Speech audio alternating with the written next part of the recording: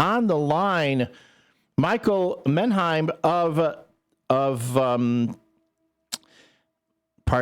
Digital Dreams Entertainment, and also the creator of the original Mutant League Football, on today to talk about the return of the Mutant Football League in a whole new format. How you doing, Michael? Sorry, hold on. It's that thing again where the phone acts weird. How you doing, Mike? Thank you for having me on. We appreciate you being here. And again, it's spooky season, and we're bringing together the spooky stuff and sports. WRMN is the home of the Chicago Bears in the Fox River Valley. We've got our own sports czar, Derrick Geyer, in-house today to talk about the sports as well.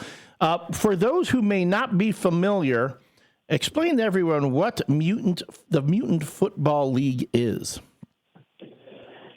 So if you're familiar with video games, football video games like Madden Football or NFL Blitz, Mutant Football League is more NFL Blitz. It's an arcade action sports game. Plays very similar to NFL Blitz, but the difference is we parody the football players. Mm-hmm. So, for example, Jalen Hurts in our game is a mutant, and his name would be Waylon Hurts, and Travis Kelce would be Ravage Belchy, and he'd be an orc. And in our game, it plays, like a real football game, but this sport takes place in the future. So you're dealing with mutants and monsters, and they're allowed to bring chainsaws out onto the field. And in addition to, like, the core football tactics, you can also decimate your opponent and win the game with a forfeit. So, you can play traditional football, which is high score, wins, or other players who play this game, they don't care about the score. It could be 73-0. As long as they kill all your quarterbacks, they can win. Isn't that what we're paying Montez Sweat to do, to kill the other quarterback? Allegedly. Like Montez, just to, get close and touch the opposing quarterback. That would be good. There's that. Are there like special, I'm sorry, Mike. Are there like special weapons and everything that the team uses or the players have or anything to kill the quarterback?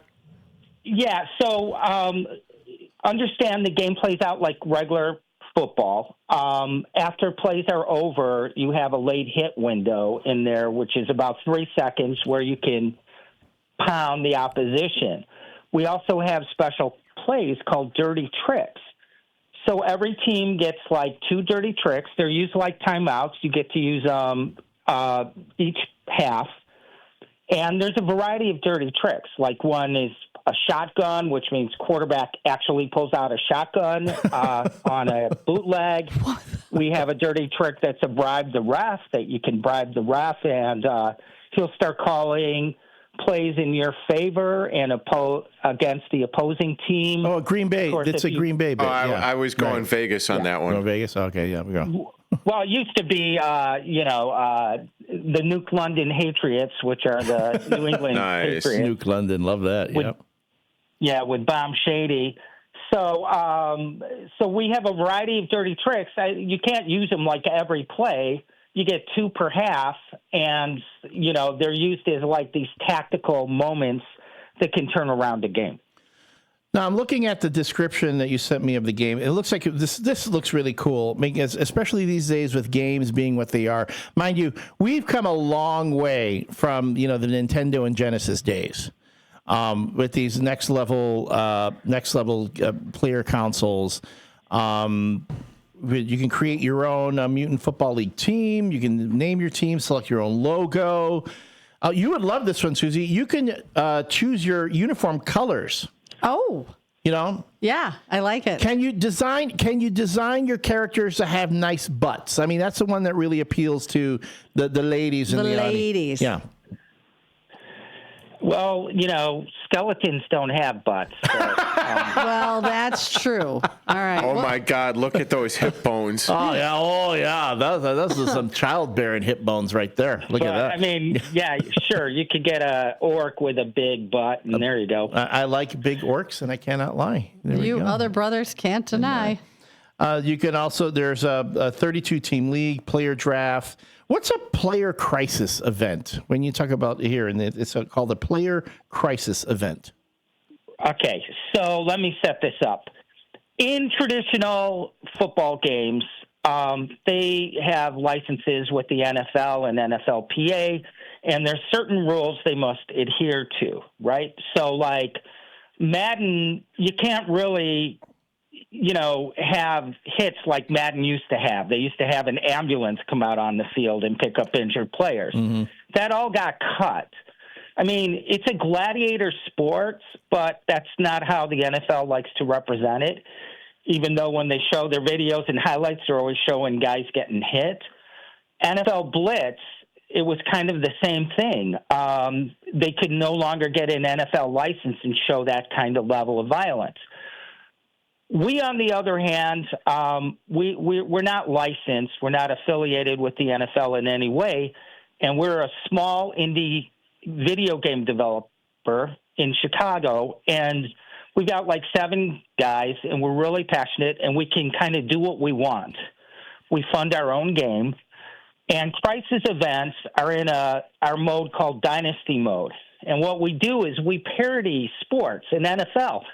So what's happening in the real sports world, like mental breakdowns with players or whatever, we infuse humor into that, and we bring that into the game. So Dynasty is our franchise mode, and you might get an alert message that, your player is in a 7-Eleven having a crisis, and you have to go there, but you also have to pay off the press and whatnot, so it doesn't become a huge PR scandal. Oh my and we play off real life things like that, and we always infuse humor. Okay, so, I gotta know at this point: is there a Travis Kelce and a Taylor Swift, something going on in the game there?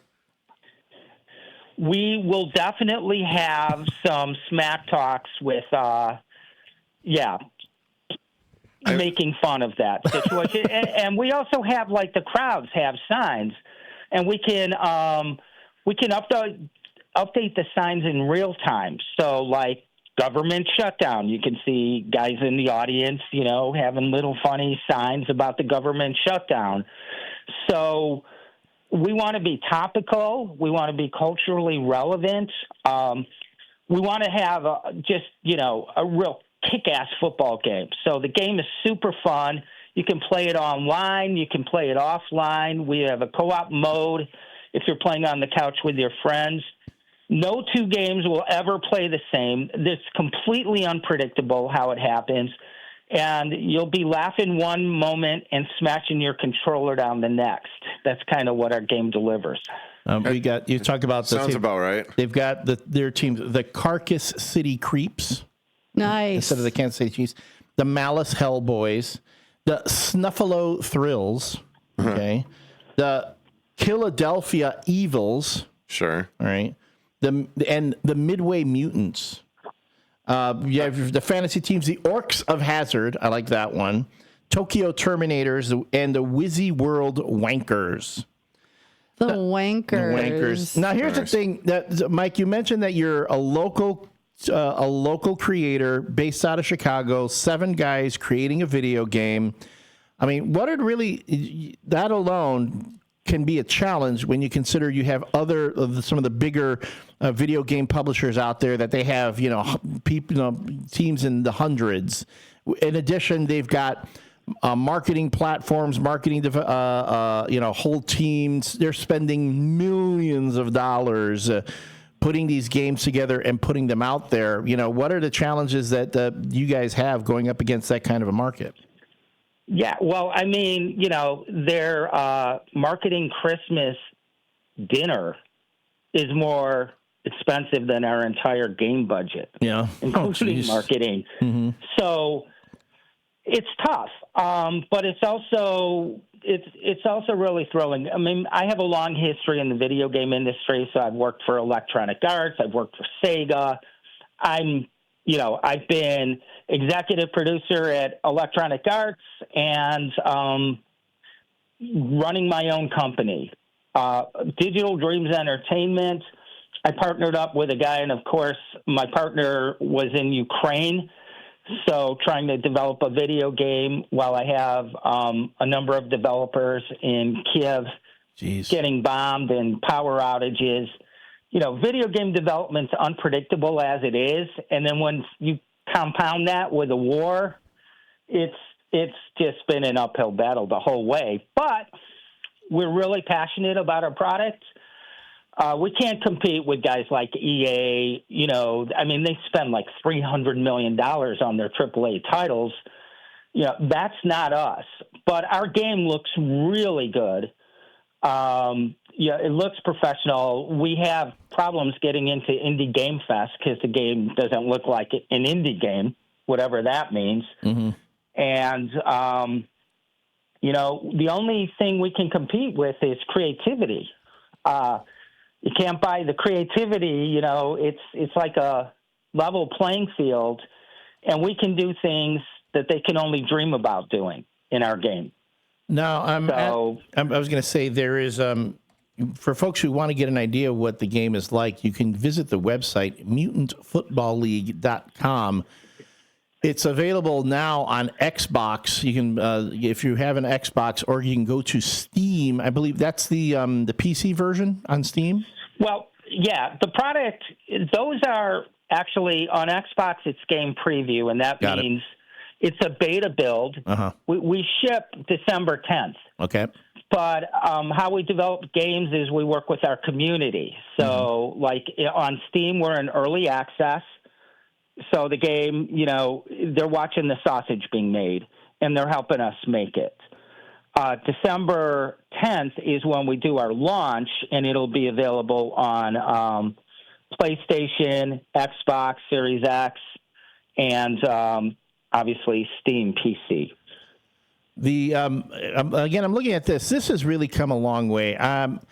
Because if you go to YouTube and you enter Mutant League Football, you're going to see a Genesis version, from the early, 16-bit versions? Yeah, 1993, 1994, we did Mutant League Football with Electronic Arts, and then we followed that up with Mutant League Hockey. And there is, I'm looking at the intro right now for folks if you're wondering what that music is. This is the actual music from Mutant League Football on the Genesis. And right now we're looking at the selection board. And, look at your name came up in the credits. How nice is that? To me, it'd be like, I get is having my name on like a movie saying directed by would be cool, but not a video game that, millions and millions of people are going to play is like even more so. I think the video game industry right now rivals Hollywood as far as generating money in box office. I mean, I want to say the last Spider-Man video game that I think Sony put out generated almost $1 billion in revenue. Yeah, wait till Grand Theft Auto comes out next spring. Well, if it comes out next spring. Well, isn't that the running meme?